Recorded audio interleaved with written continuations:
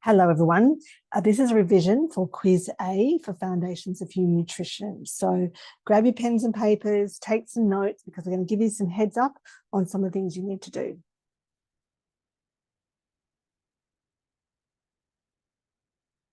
All right, so important information. The quiz is open for 1 week only. So it opens this Friday and will close the following Friday at 12 noon. So that's 12 noon, and that is the whatever time zone that you're in. You need to just check.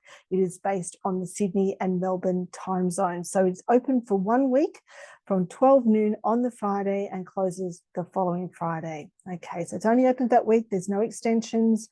You need to make sure that you complete the quiz in that time. You only have one attempt, so please bring a calculator. Make sure your internet is secure because it's really important that you've tested your internet. If you're somewhere that's not where you locally study, if you've gone away, you need to just make sure that you've got secure internet. Make sure you have enough time to complete the quiz because you'll be timed out after midday if you set it on the last day of the quiz. So if you logged in, say, 11:40 on the last day of the quiz, it's going to kick you out by 12 o'clock. There are 20 questions. You have 30 minutes to complete it. It's worth 10% of your overall grade. To pass this quiz, you need to get at least 50%, so 10 out of 20. Don't worry and stress if you don't pass the quiz. There's an opportunity to make those marks up when you get to the written reports and the other quizzes. As I said, make sure you have a secure and stable internet connection. This is a closed book quiz. However, if you want to have some of your notes from your lectures, that would be fine, but it is a closed book quiz. So we'll cover the modules we've gone through so far. So weeks 1, 2, and 3. It's really designed to consolidate your understanding of the weekly content. So if you, for some reason, you get kicked out of the quiz, you need to lodge a ticket through Blackboard. If you go to your Blackboard homepage, there's a help section within the subject. You just take some screenshots so you can prove that to Blackboard. They can look at it from the back end. You can contact me, but it is really important that you lodge a ticket through Blackboard because I actually can't do anything. I can't reset the quiz. I need Blackboard to do that, and they're the ones that can look at the back end of it. So you can send me an email. That's absolutely fine, but it is really important that you lodge a ticket through Blackboards and take some screenshots so you've actually got some proof and they can look at it from the back end.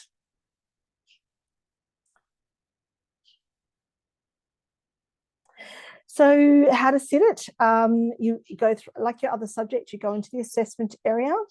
Make sure you've read through the academic integrity and misconduct policy. You click on the assessment 1 part A quiz, read the instructions, and then you press begin and make sure you save and submit when you have finished. So let's see some examples of some questions. So some of these we went through last week, and if you're unsure, have a look back over weeks 1 and 2 and also into week 3, and you'll see some of these questions have gone through. So we did this one last week when we looked at the kilojoule value of a meal that was 85% carbohydrate, 19 grams of protein, percentage, 85 grams of carbohydrate, 19 grams of protein, and 10 grams of fat. So what you need to do is bring a calculator because more than likely you will have some calculations in your quiz. So as you can see here, down the bottom, we've done a breakdown of the amount. The correct answer there is the 2,138 kilojoules. Remember, the answer will be in kilojoules, not calories, but you will need to do some calculations. So if you're unsure about that, pause this clip, watch it, go through it, have a look. I've done the answer breakdown at the bottom, but you need to look at how much is the content of a food that you've actually ingested.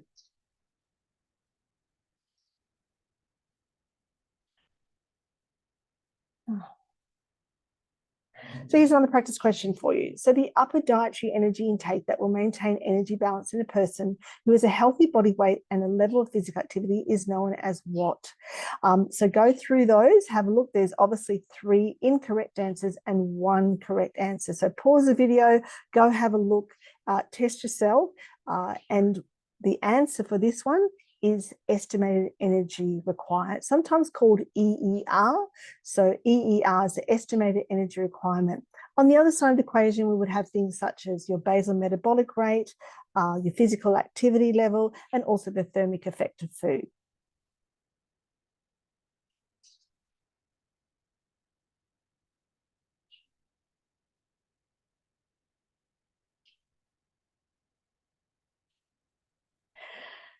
So another question is, an essential nutrient can be described as all except. So what you're doing here is looking for the incorrect answer.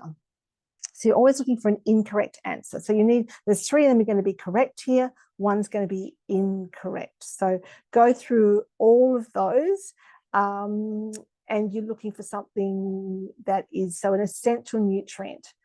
And so think about what is an essential nutrient, and 3 of those are actually incorrect and there's 1 correct. So I'll let you actually go research that one. Fat. Fat is the intestine. Intestine stimulates cells, the intestinal wall to release which hormone? This was looked at in week 2. We looked at digestion of the various macronutrients. So have a look back and see what does gastrin do? So what is cholecystokinin, secretion, and peptide YY, sometimes called PYY. So the answer for that one is cholecystokinin. Not sure what cholecystokinin does. Go have a look, have a bit of a search, and go back over week 2's content. Another question could be something of an example of an energy yielding nutrient. So think about this. Does water have energy? No. Vitamins? No. They drive reactions in the body. Do minerals have energy? No, but protein definitely has energy because it is a macronutrient. So it is packed full of, per gram, we've got so many kilojoules. And if you might remember, we looked at protein and carbohydrate actually have the same amount of energy per kilojoule. Next question. Which of the following is not a macronutrient? So again, we're looking for the incorrect answer. So you might remember from your macronutrients, we have carbohydrate, protein, and fat. So the answer here would be vitamin B complex. It is not a macronutrient. It is a water-soluble vitamin.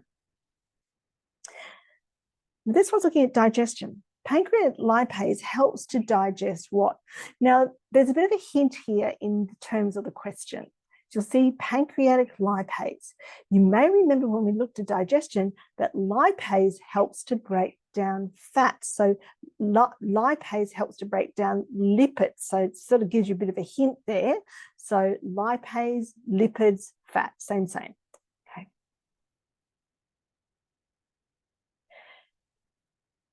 So this is now a statement. We're looking for the incorrect answer. There'll be 3 here that actually are correct. So which statement regarding digestive secretions is incorrect? So read through all of those. And we actually did this one in class in the Collaborate. And you might remember we were talking about carbohydrate digestion, how it started in the mouth, and we were talking about an apple, how it starts to break down the carbohydrate, the fructose in that actual apple as we start chewing, mixed with salivary amylase. That gives you the example of which one is actually incorrect. Again, another incorrect answer. So go through all of those and have a look, and it will give you again. So there's 3 that are correct and 1 that is incorrect. It might be just slightly incorrect, but it might have wrong terminology, etc. Now, this question is about water-soluble vitamins. So you might remember that there's only 2 different types of water-soluble vitamins. One is vitamin C, and then you have another one, and there's all different varieties of that one. There's one in here that is actually a fat-soluble vitamin. All right, so vitamin C is water-soluble.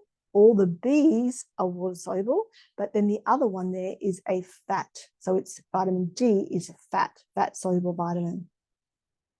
Which of the following is not a trace mineral? So have a look at your trace minerals, and you might recommend, or remember that trace minerals are made in minute quantities. So very, very small amounts, usually, a very, very small amount in terms of less than 100 grams, etc.